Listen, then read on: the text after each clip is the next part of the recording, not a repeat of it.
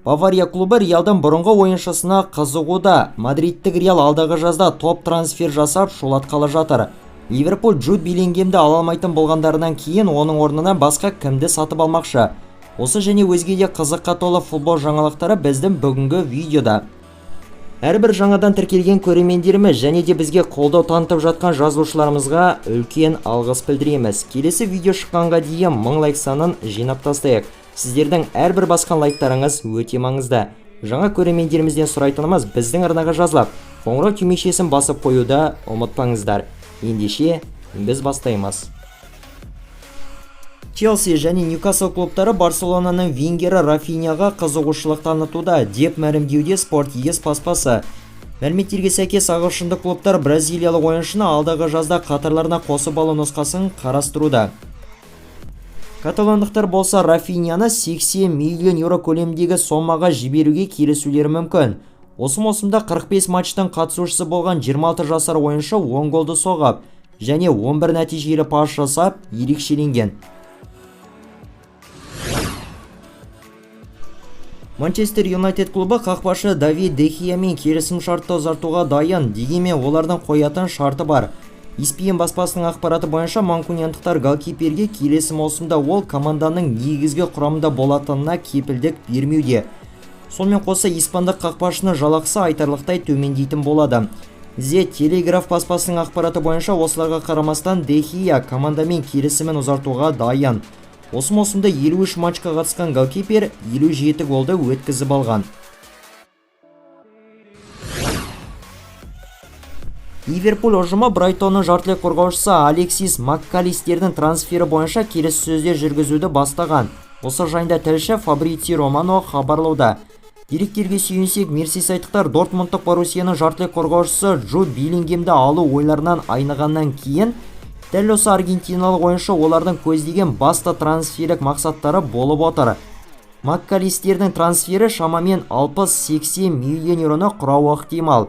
Осы маусымда 35 матчқа қатысқан аргентиналық ойыншы 12 гол және 2 нәтижелі пасты еншілеген.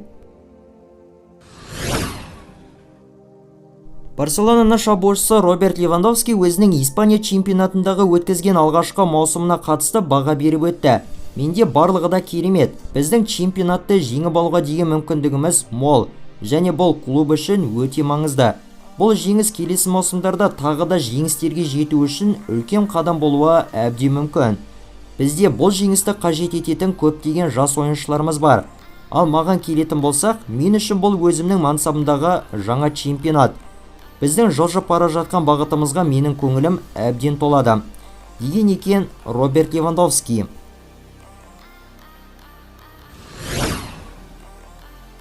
Ағылшындық Вест Хэм клубының талайлар қызығушылық танытып жүрген жартылай қорғаушы Деклан Райстың құнын қаншаға бағалап отырғаны мәлім болды.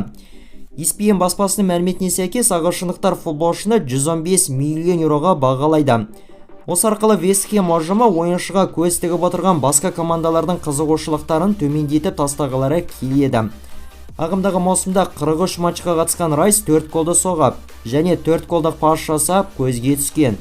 Оның клубпен келісім мерзімі 2024 жылдың жазына дейін негізделген.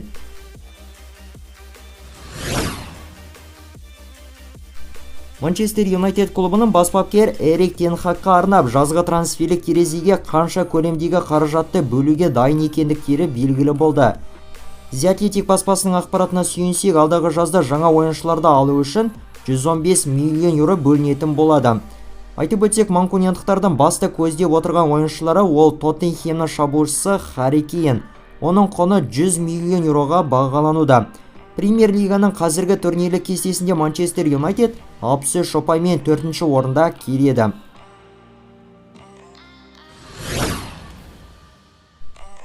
Интер клубының Манчестер Юнайтед қызыққан шабуылшы Лотаро Мартинесті қаншаға бағалайтындары анықталды. Футбол Инсайдер баспасының мәліметіне сәйкес, итальяндағы ұжым футболшыны сату арқылы 80 миллион еуро көлемінде пайда көргілері келеді. Нерадзурилік ұжым Лаутароның трансферінен түскен қаражатты өз құрамдарын күшейтуге жұмсауды жоспарлауда. Аргентиналық шабуылшыға манкуниандық команданың бас жаттықтырушысы Эрик тен Хагтың жеке өзі қызығып отыр делінуде. Шабуылшының Интер клубымен келісім-шарт мерзімі 2026 жылдың жазына дейін жарамды.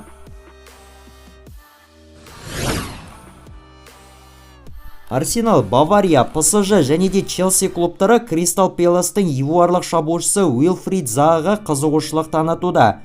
Осы жайында The Guardian баспасы хабарлауда. Баспаның ақпараты бойынша аталған клубтар футболшыны алдағы жазда қатарларына қосып алу нұсқасын қарастыруда. Алдағы жазда шабуылшы еркін агент атанып, басқа командаға су тегінге ауысуы мүмкін. Кристал Пэлас клубы болса, олар өз кезегінде футболшыны өздерінде сақтап қалуға тырысуда. Ағымдағы маусымда 26 ойынға қатысқан Уилфрид Заага 7 голды соғып және 3 голдық пас жасап ерекшеленген.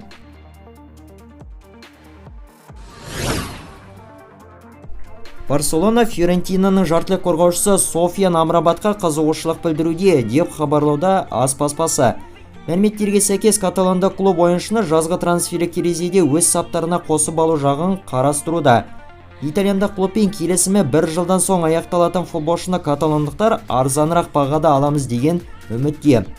Осы маусымда 26 жастағы мароккандық ойыншы 43 кездесудің қатысушысы болған.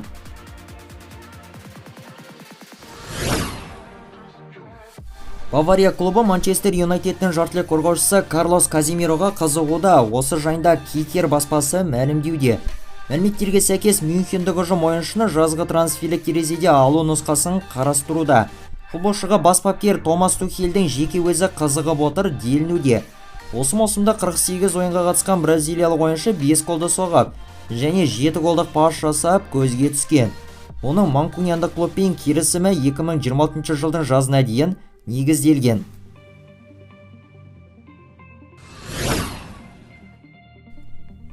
Дортмундтық Боруссияның жартылай қорғаушысы Джуд Беллингем мадридтік Реалдың сапына ауысуға жақын. Осы жөнінде The Telegraph баспасы мәлімдеуде.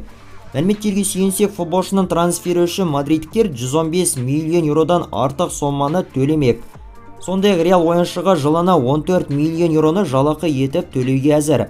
Инсайдер Фабрицио Романоның ақпараты бойынша патшалық ұжым Беллингеммен жеке келісім-шарт бойынша ортақ келісімге келіп қойған. Олар трансфер бойынша барлығын осы айдан соңына дейін шешіп тастағылары келеді. Сонымен қоса мадридтік Реал бұдан бөлек ПСЖ-ның шабуылшысы Килиан Мбаппеге де қызығуда. Деректерге сүйенсек, олар оны алдағы жазда кезекті рет өз саптарына қосып алуға тырысып көрмекші. Мадридтіктер Мбаппенің ПСЖ клубымен жағдайының тұрақсыз күйде екендігін өздеріне оңтайлы пайдаланып кетуге мүдделі. Ағымдағы маусымда барлық турнирлерде 41 матчқа қатысқан Беллингем 13 гол және 7 нәтижелі пасты өз пайдасына еншілеген.